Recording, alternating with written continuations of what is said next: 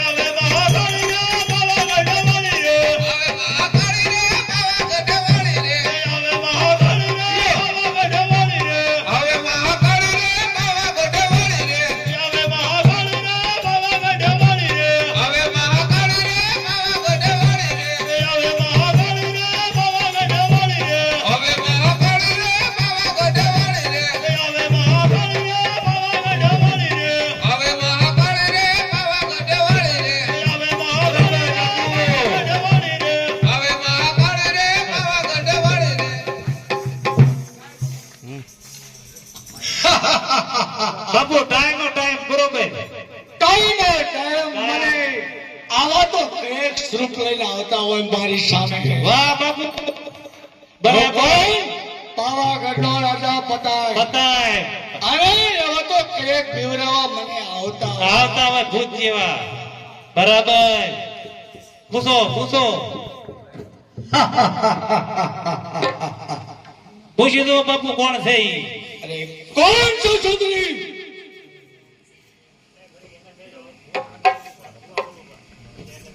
મને પીવડાવવાનું મૂકી દેવાનું જે હોય તે જવાબ આપો. બરાબર પાવાગઢનો રાજા પતાય બરાબર મારી સેવાથી હું કોઈ પીતો નથી. બરાબર છે. પૂછો કોણ છો તું? જેથી આવી છું. અરે જે હોય તે મને જવાબ આપો. બરાબર છે. કોણ? કે પાવાગઢનો રાજા પતાય. આવો તો મેં કે નાટક સુંદર બધા જોઈ લીધા છે. બરાબર બાકી મારે તો આ એક જ નિર્ણય લેવાનો હતો. એ જ માટે તમને પૂછું છું. હા કોણ છો? કેમ જવાબ દેતા નથી? અરે પૂછો ને.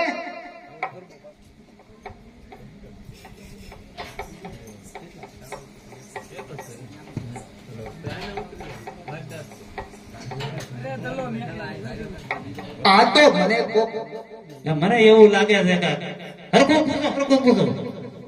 અરે જય માતે મને જવાબ આપો.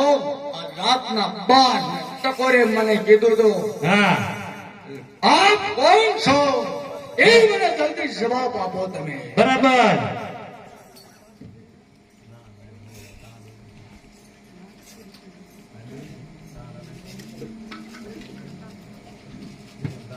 કેમ લાગે? મને તો કઈ ગડબડ લાગે. આવા તો રાજની ઝટકો મારો ને એક હું થઈ જાય પણ રાજની અંદર આવા કે 12 વાગ્યા ને 1 વાગે આવ્યા જાય.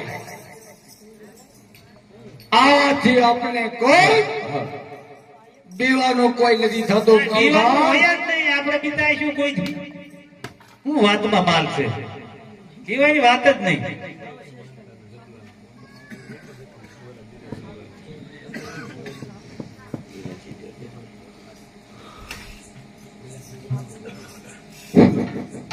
અરે સાપા ને એના રાજવી, અરે તું સૂતો છો કે જાગેશ? તારી બોલી માટે હું કેમ સુઈ ગયો? જાગતો ફરું છું. માટે બોલ કોણ છો?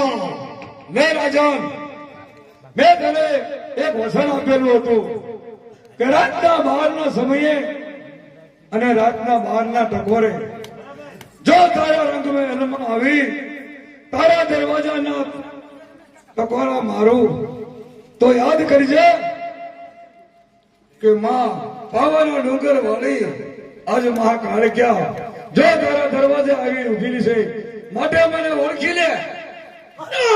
મને માફ કરો, મને માફ કરો. તમને ભૂલાઈ ગયું. હું એક દારૂના નશામાં હતો મારી માં. મને માફ કરો.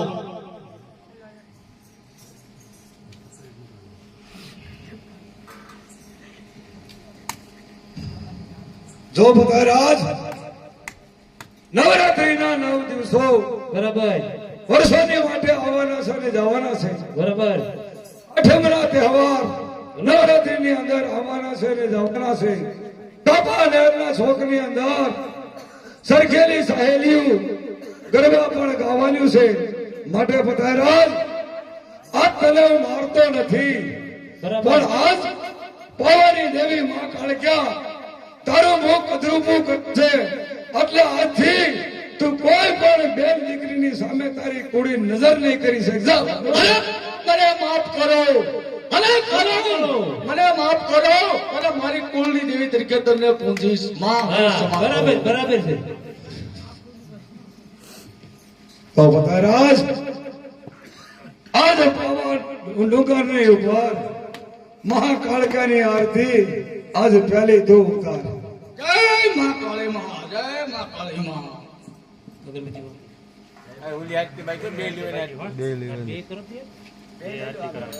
આપણે બોલ વાળો કોણ હતું? બોલો જરાક ભાઈ. આ બોલ